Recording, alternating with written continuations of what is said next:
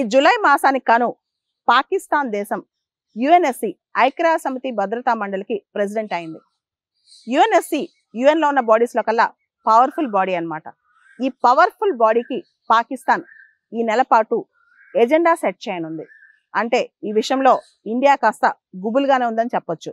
ఎందుకంటే రీసెంట్ గానే ఇండియా పాకిస్తాన్ మధ్య టెన్షన్స్ ఎస్కలేట్ అయినాయి. పహల్గామ్ టెర్రర్ అటాక్, దానిలో 26 మంది చనిపోవడం, ఆ తర్వాత ఆపరేషన్ సింధూర్, మే 10వ తారీఖున తాత్కాలికంగా సీజ్ ఫైర్ కుదరటం, ఇవన్నీ ఎపిసోడ్స్ అయిన తర్వాత కొన్ని వారాల్లోనే యుఎన్ఎస్సికి పాకిస్తాన్ తాత్కాలికంగా ప్రెసిడెంట్ అవడం అనమాట. జనరల్ గా పాకిస్తాన్ ఏ దేశమైనా సరే నాన్ పర్మనెంట్ మెంబర్షిప్ 2 years ఉంటుంది. 8th టైం పాకిస్తాన్ యుఎన్ఎస్సిలో నాన్ పర్మనెంట్ మెంబర్ గా చేస్తుంది. 2013 తర్వాత ఇదే తొలిసారి అనమాట.